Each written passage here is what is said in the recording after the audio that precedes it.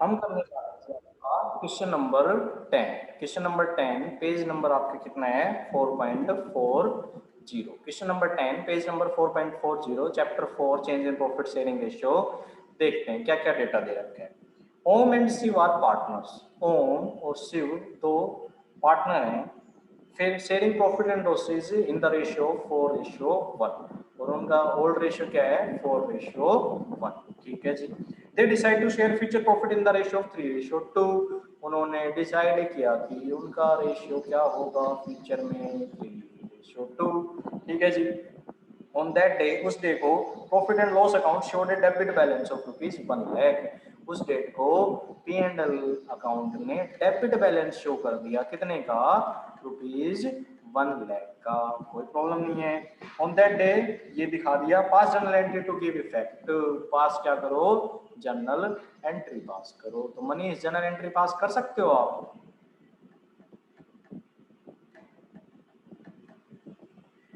हाँ सर। बताना बेटा क्या जर्नल एंट्री होगी।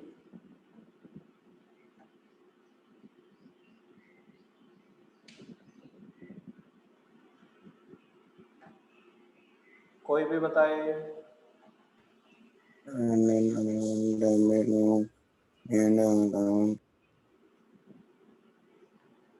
चलो आप बताओ। कैपिटल अकाउंट डेबिट शिव capital account debit to P&L account.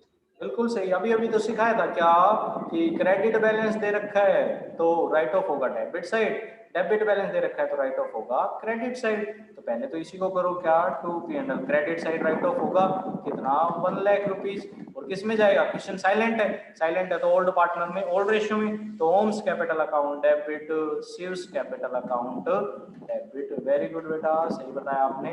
किस रेशियो में ओल्ड रेशियो में। ओल्ड रेशियो क्या 4:1। तो 1,00,000 इंटू 4/5 एंड 1,00,000 इंटू 2/5 कितना हो जाएगा ये आपका 80,000 एंड 20,000। ये आपका आंसर हो जाएगा। Paying profit and loss debit balance क्या हो जाएगा रिटर्न ऑफ। सिंपल सा क्वेश्चन था। लास्ट वाला जो हमारा क्वेश्चन था उसी से रिलेट करता था। आई होप सबको समझ में आ गया होगा। अब हम क्या करते हैं अब हम करेंगे जी आपका नेक्स्ट क्वेश्चन को होल्ड पे रखते हैं। एक लास्ट क्वेश्चन करते हैं हम आपका question number 19। Question number 19 page number है जी आपका कितना पेज नंबर है 4.42। Question number 19 page number 4.42। क्या कह रखा है क्वेश्चन में ये देखो बेटा वन बाय वन करके। XYZ partner in the ratio 5:3:2। XYZ partner हैं किस रेशियो में। उनका पुराना रेशियो क्या था 5:3:2। ओके जी। फिर क्या हुआ they decide to share future profit in the ratio of 2:3:5। 2:3:5 में उन्होंने फ्यूचर प्रॉफिट शेयर करने की सोची। ठीक है। They also decide to record the effect of the following accumulated profit. जो नीचे एक्यूमुलेटेड प्रॉफिट दे रखे हैं उन्होंने उन्हें भी रिकॉर्ड करने की सोची। लॉसेस को भी एंड रिजर्व्स को भी विदाउट अफेक्टिंग। ये लाइन बेटा अभी एक बार होल्ड पे रख दो विदाउट अफेक्टिंग। ये थोड़ी देर में अभी सिखाऊंगा। एक बार क्या समझो कि एंड रिजर्व्स के आगे कोई इंफॉर्मेशन नहीं दे रखी। तो एंड रिजर्व्स के आगे जो लाइन दे रखी है एक बार उसको होल्ड पे रखो। नीचे इंफॉर्मेशन देते हैं कि क्या क्या इंफॉर्मेशन दे रखी है। तो इंफॉर्मेशन पढ़ते हैं बेटा जनरल रिजर्व। ठीक है कितने का दे रखा है 6,000 का। उसके बाद प्रॉफिट एंड लॉस का credit balance. Profit and loss का क्रेडिट बैलेंस कितने का 24,000 का। ओके जी। और फिर उसके बाद advertisement suspense account. Advertisement suspense account दे रखा है ये कितने का ये आपको दे रखा है जी ₹12,000 का। यहाँ तक इन्फॉर्मेशन दे रखी है। और क्या कहा है पास जर्नल एंट्री। नीचे एडजस्टमेंट लिख रखा है। मैंने क्वेश्चन में थोड़ा सा चेंज किया। मैं क्वेश्चन को आपको दो तरीके से सिखाऊंगा।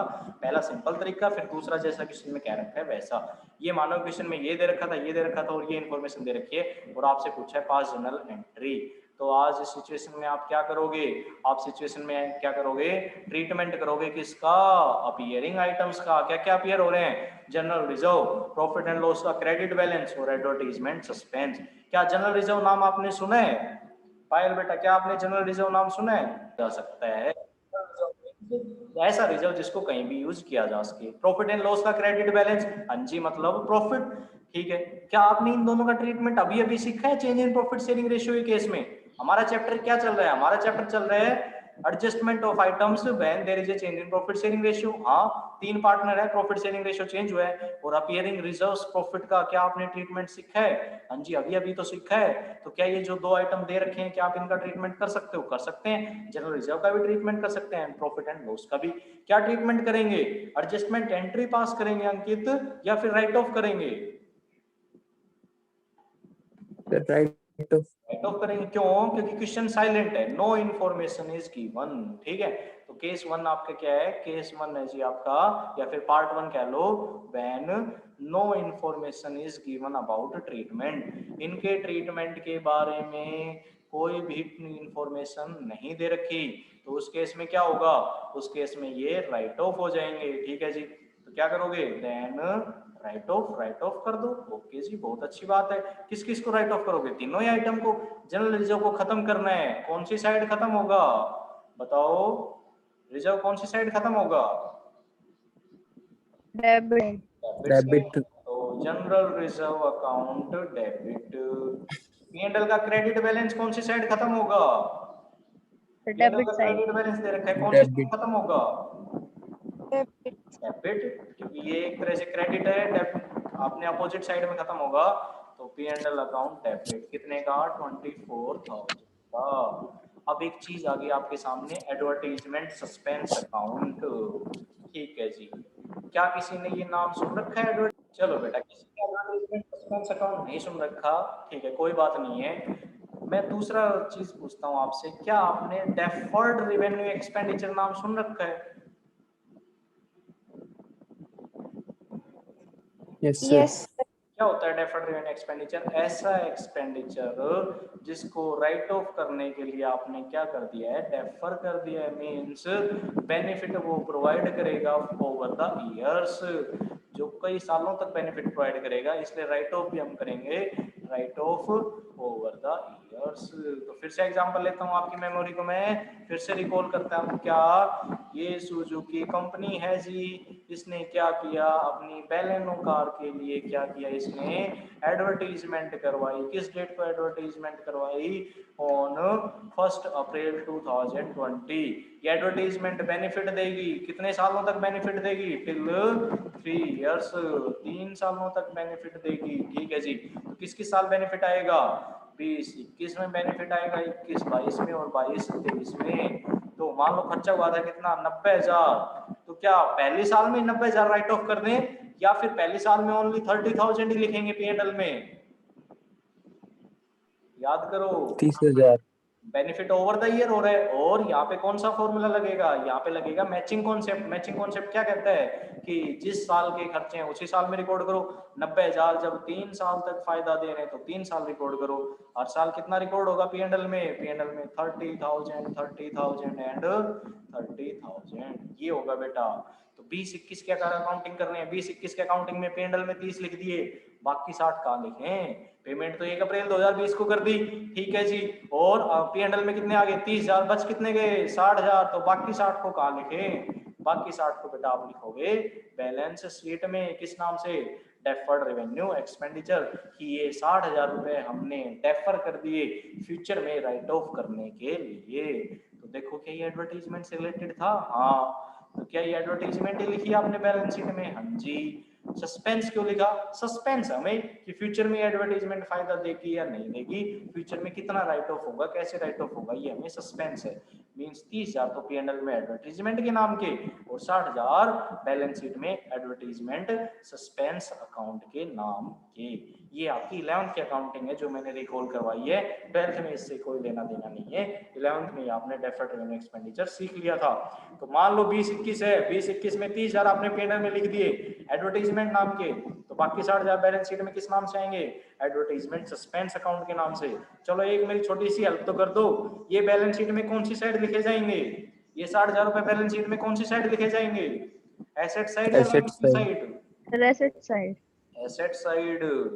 ठीक है जी, तो क्या जो आपको थर्ड आइटम दे रखा है, थर्ड आइटम क्या, एडवर्टाइजमेंट सस्पेंस 12,000 का, क्या आपको पता लग गया कौन सी साइड दिख रहा है? हाँ जी, कौन सी साइड दिख रहा है? एसेट साइड दिख रहा है। और ये बाकी जनरल रिजर्व और पी एंड एल आपको पता थे कहाँ दिख रहे थे? हाँ जी, ये लायबिलिटी साइड दिख रहे थे। ओके, चलो इतना तो समझ में आ गया। ठीक है, ये 11th का था, हमने सीख लिया। अब आते हैं 12th के डेटा पे। 12th में क्या हुआ है? पार्टनर्स में रेशियो चेंज हुआ है। ठीक है जी। एसेट्स में डेफर्ड रेवेन्यू एक्सपेंडिचर दिख रहा है। जब ये खर्चा हुआ था वो किस रेशियो में थे? जब ये खर्चा हुआ था वो रेशियो में थे आपके, किस रेशियो में? 5:3:2 में। लेकिन आज रेशियो क्या हो गया? आज रेशियो हो गया 2:3:5। कहने का मतलब है खर्चा हुआ इस रेशियो में, और फ्यूचर में हम लेके जा रहे हैं इसको, फ्यूचर में रेशियो हो जाएगा 2:3:5। तो क्या इसकी एडजस्टमेंट करनी बनती है या नहीं बनती? हाँ जी, करनी बनती है। क्यों करनी बनती है? क्योंकि ये आपका 5:3:2 के हिसाब से P&L में लिखा गया है। ठीक है, बाकी 60,000 भी किस हिसाब से लिखना चाहिए था? 5:3:2 के हिसाब से। लेकिन फ्यूचर में रेशियो चेंज हो गया, तो फ्यूचर में कोई प्रॉफिट आएगा तो वो अल्टीमेटली किस रेशियो में चेंज होगा? 2:3:5 में। मतलब ये 60,000 P&L में जाएंगे और P&L में प्रॉफिट होगा वो बटना तो चाहिए 5:3:2 में, लेकिन अब कॉन्ट्रैक्ट हो गया 2:3:5 का, तो बटेगा 2:3:5 में।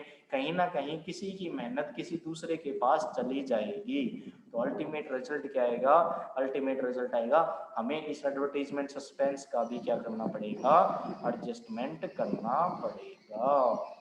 एक तरह से क्या होगा आपका, हम क्या सीख रहे हैं? कॉन्सेप्ट है आपका treatment of appearing reserve profit losses, and आपका एक तरह से एडवर्टाइजमेंट सस्पेंस भी इसमें ऐड हो जाएगा। हम क्या कर रहे हैं, मैं आपको ये फिर से सिखा रहा हूँ कि इसके एडजस्टमेंट क्यों। वाई एडजस्टमेंट विल बी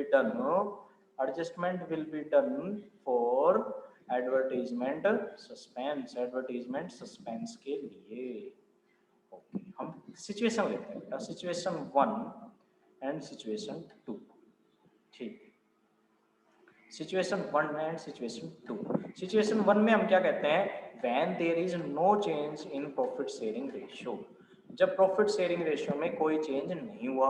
और सिचुएशन 2 लेते हैं when there is change in profit sharing ratio. देखो क्या था आपका फर्स्ट ईयर में आपने खर्चा कर दिया था कितने का? आपने खर्चा कर दिया था 90,000 का। P&L में कितना जा चुका? P&L में जा चुका आपका 30,000। और बैलेंस शीट में कितना दिख रहा है? बैलेंस शीट में दिख रहा है 60,000। अगर रेशियो चेंज नहीं होता तो फॉर नेक्स्ट 2 ईयर भी क्या होता? आपका ये P&L में किस हिसाब से जाता? P&L में 30 जाता। नेक्स्ट 2 ईयर का P&L बनाते हैं। P&L अकाउंट मान लो P&L में जीपी आया कितना? 1 लाख। तो ये कितना चला जाएगा आपका? एडवर्टाइजमेंट चला जाएगा आपका 30,000 का। और एनपी कितना रह जाएगा? एनपी रह जाएगा आपका कितना? 70,000। ठीक है जी। फिर नेक्स्ट ईयर में मान लो जीपी फिर से कितना है आपका? नेक्स्ट ईयर में जीपी फिर से कितना है? 1 लाख। तो एडवर्टाइजमेंट कितने की चलेगी? 30,000 की। और एनपी कितना रह गया? 70,000 रह गया। ऐसा ही होता है बेटा अगर अकाउंटिंग करते तो, जब कोई रेशियो में चेंज नहीं आता तो P&L में क्या करते आप? ये जो बैलेंस शीट में 60,000 पड़ा हुआ है, मैचिंग कॉन्सेप्ट के हिसाब से आप क्या करते? मैचिंग कॉन्सेप्ट के हिसाब से 2 साल के P&L में दिखाते, 2 साल के P&L में आप बराबर 30,000 और 30,000 दिखाते, बाकी बच गया वो कितना? 70,000 और 70,000। ये एनपी के ऊपर किसका हक होगा? इसके ऊपर 70,000 जो सेकंड ईयर में आए और 70,000 जो थर्ड ईयर में आए, इसके ऊपर किसका हक? कोई भी बताए। पार्टनर्स का। तो नेक्स्ट 2 इयर्स पार्टनर्स के पास कितना प्रॉफिट जाएगा? 70,000 प्लस 70,000। 1 बाय 1 करके देखते हैं बेटा, 1 बाय 1 कितना कितना जाएगा? रेशियो क्या था उनका? रेशियो अगर चेंज नहीं होता, पहली सिचुएशन कर रहे हैं ना, when there is no change in profit sharing ratio. तो प्रॉफिट शेयरिंग रेशियो क्या था उनका प्रॉफिट शेयरिंग रेशियो था जी 5:3:2। मींस 5:3:2, 5-3-2 में बांट दो। चलो जी 5-3-2 में बांटते हैं तो ये कितना हो जाएगा आपका? 35,000। ठीक है जी।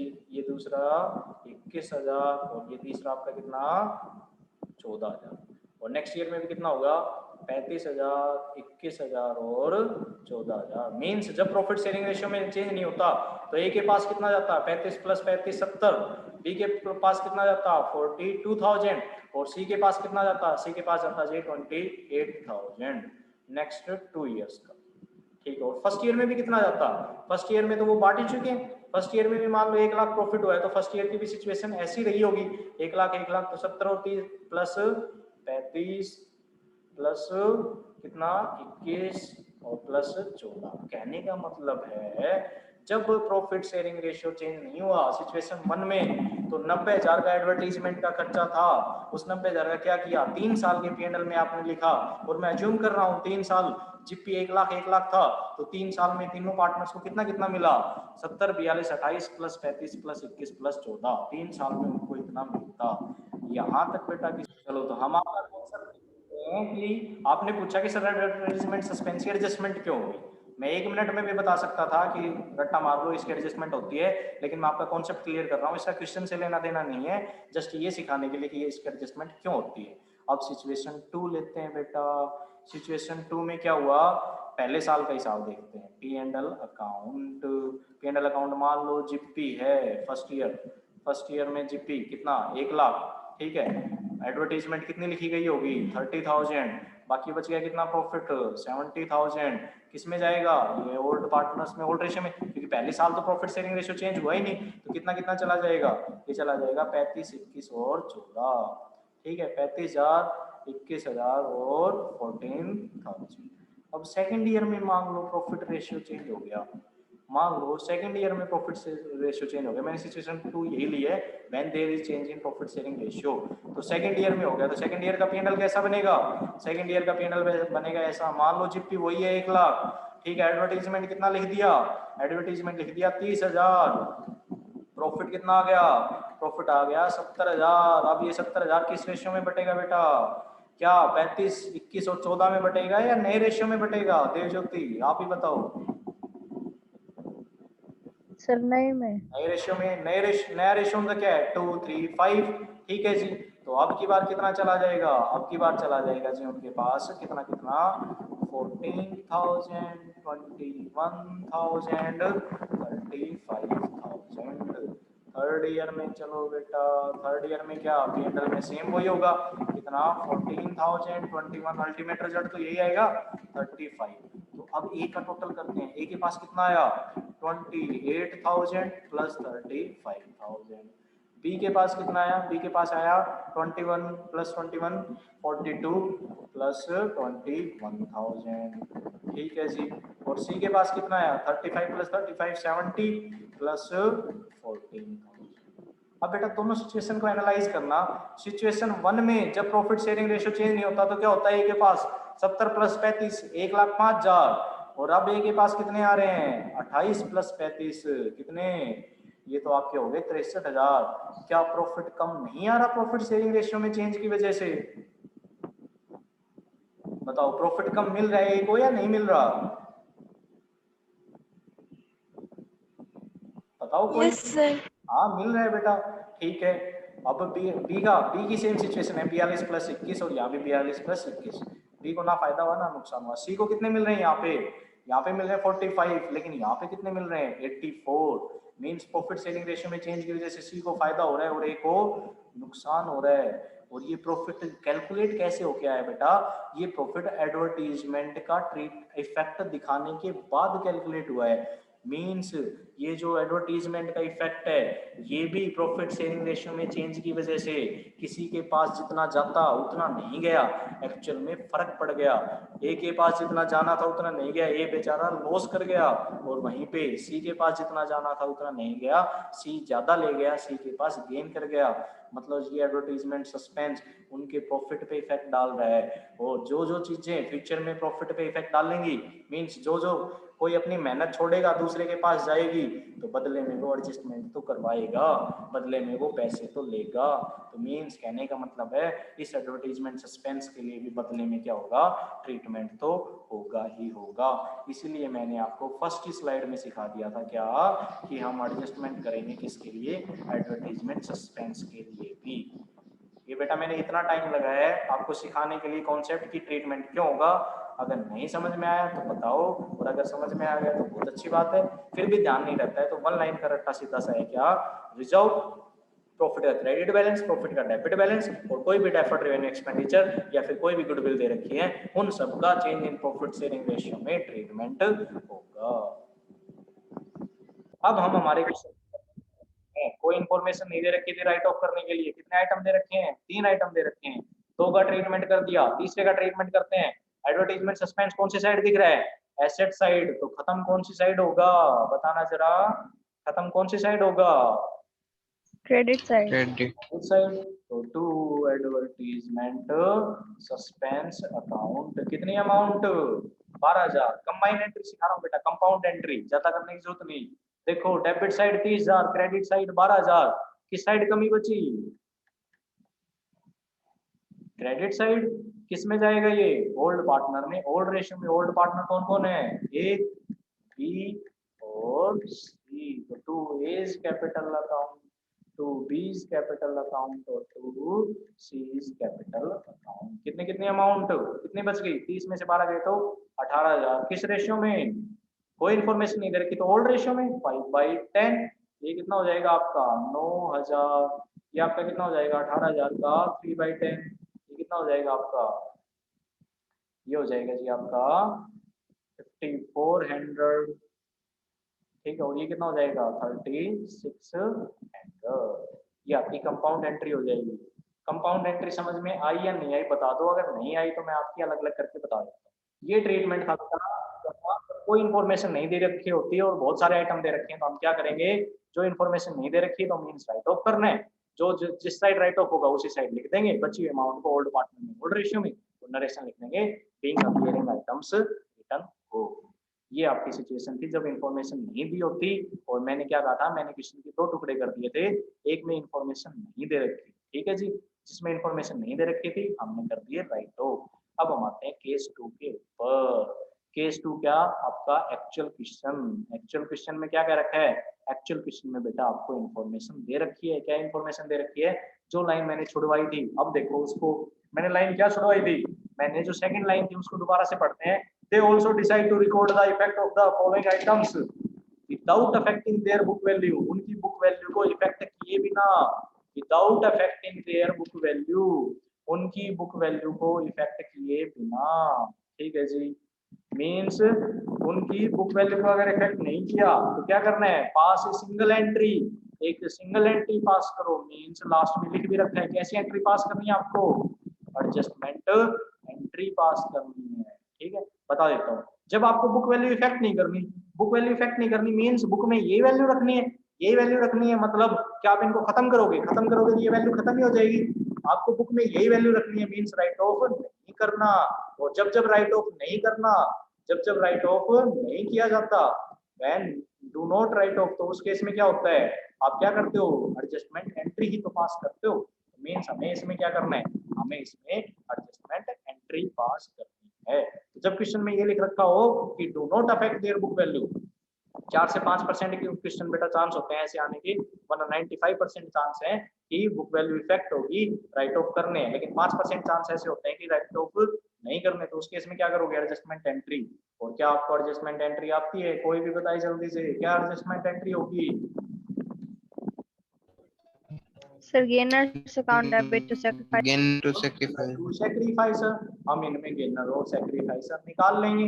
वैसे मुझे पता है किसने गेन किया किसने सैक्रिफाइस किया है, मुझे पता है किसने गेन किया है, गेन किया है जेड ने और सैक्रिफाइस किया एक्स ने। लेकिन आप कैसे निकालोगे, आपका तो वो ही पुराना तरीका, कैसे आप गेनर और सैक्रिफाइसर निकालने के लिए क्या करते हो, आप इसमें करते हो रेशियो निकालते हो। चलो जी रेशियो निकालते हैं, तो क्या, कैलकुलेशन ऑफ गेनर एंड सैक्रिफाइसर। आप गेनर एंड सैक्रिफाइसर की कैलकुलेशन करते हो कैसे, आपको पता है सैक्रिफाइस रेशियो निकालने का फॉर्मूला, हाँ जी क्या फॉर्मूला होता है सैक्रिफाइस का, ओल्ड रेशियो माइनस रेशियो, पुराने रेशियो में से नया रेशियो घटा दो।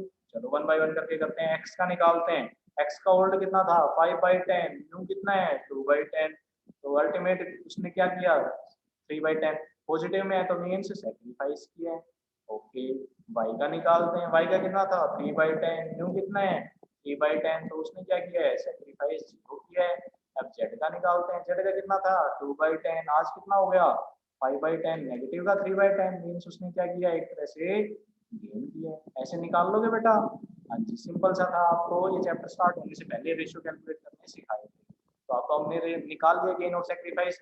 गेनर कौन है, जेड, तो डेबिट कौन हो जाएगा, जेड्स कैपिटल अकाउंट डेबिट, और क्रेडिट कौन हो जाएगा, एक्स।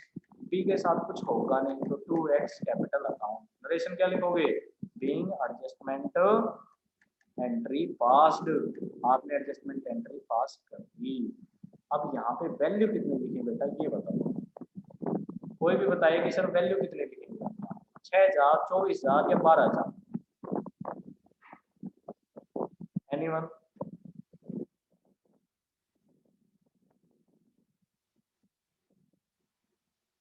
चलो नहीं बता पा रहे, मैं बताता हूँ। देखो गुडविल की जब एडजस्टमेंट एंट्री पास होती थी तो क्या करते थे बेटा, जब जब गुडविल की एडजस्टमेंट एंट्री पास होती थी, देखो इसको, जब जब गुडविल की एडजस्टमेंट एंट्री पास होती थी, यहाँ पे क्या करते थे, गुडविल की वैल्यू, गुडविल की वैल्यू इनटू सैक्रिफाइसिंग शेयर करते थे ना। हाँ जी करते थे। तो आज अपीयरिंग रिजर्व्स का ट्रीटमेंट करोगे तो भी क्या करोगे, उनकी वैल्यू इनटू सैक्रिफाइसिंग शेयर। चलो तो करते हैं। उनकी वैल्यू कितनी दे रखी है, जनरल रिजर्व 6000, ठीक है, liability, profit and loss 24000 liability, लेकिन एडवर्टाइजमेंट सस्पेंस ये क्या है, एसेट्स है। कहने का मतलब है दो का क्रेडिट बैलेंस और एक का डेबिट बैलेंस, तो टोटल बैलेंस कितना आएगा, ये तो बेटा आंसर आप ही को देना पड़ेगा, 11th क्लास में सिखाया था, ठीक है। देवज्योति बताओ बेटा, टोटल आंसर कितना आएगा, 42,000 या फिर कुछ और?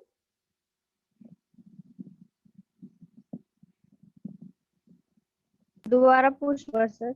हाँ, इनका टोटल कितना लिखूं बेटा, 42,000 या फिर 12,000?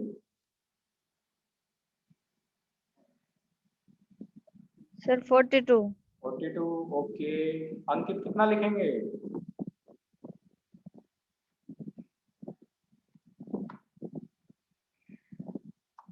निशा आप बताओ कितना लिखेंगे बेटा?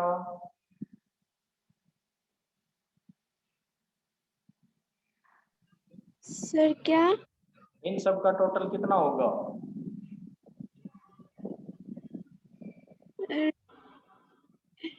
18,000। 18,000, हाँ जी।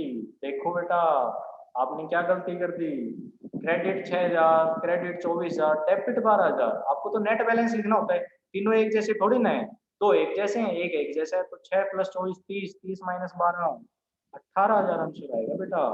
तो इन सब का टोटल कितना आएगा, 18,000। और आपको यहाँ पे कितना निकालना है, आप उनकी एडजस्टमेंट एंट्री पास करनी है, means total value into sacrificing share. Sacrificing share कितना है, आपने अभी निकाला है 3/10, तो 18,000 इंटू 3/10 कितना हो जाएगा, 5400, और 5400 ये होगा बेटा आंसर इसका। तो बेटा आज मैंने आपको अपीयरिंग रिजर्व्स, अपीयरिंग आपका एक्यूमुलेटेड प्रॉफिट्स और appearing losses plus as well as deferred revenue expenditure, इन सब का ट्रीटमेंट सिखा दिया है। अब अगर मैं क्रक्स पे आऊँ, तो क्रक्स पे आऊंगा तो क्या होगा, अल्टीमेट आंसर यही होगा क्या, कि ट्रीटमेंट आपको क्या करना है, रिजर्व्स और अपीयरिंग लॉसेस वगैरह का बिल्कुल गुडविल जैसा ट्रीटमेंट। अगर कोई इन्फॉर्मेशन नहीं दे रखी तो राइट ऑफ करो, इन्फॉर्मेशन दे रखी है तो एडजस्टमेंट एंट्री पास करो। जनरली क्या होता है, कोई इन्फॉर्मेशन नहीं दी होती तो राइट ऑफ करते हैं। गुडविल कौन सी साइड खत्म, आपकी क्रेडिट साइड। लॉसेज कौन सी साइड खत्म, क्रेडिट साइड। एडवर्टाइजमेंट सस्पेंस कौन सी साइड खत्म, क्रेडिट साइड। रिजर्व कौन सी साइड खत्म, डेबिट साइड। बाकी अपोजिट साइड क्या आ जाएगा, ओल्ड पार्टनर्स कैपिटल अकाउंट। तो ये बेटा कंप्लीट आपका क्या था, कंप्लीट आपको मैंने एक ओरिएंटेशन दे दिया, इंट्रोडक्शन दे दिया कि अपीयरिंग आइटम्स का आप कैसे ट्रीटमेंट करते हो। आगे हम और भी रिजर्व्स को बाइफरकेट करेंगे कि रिजर्व कितने टाइप के होते हैं और उनमें क्या क्या डिफरेंट डिफरेंट उनके नाम आते हैं, कैसे कैसे हम उनको राइट ऑफ करते जाएंगे या डिस्ट्रीब्यूट करते जाएंगे। आज के लिए आपका इतना ही।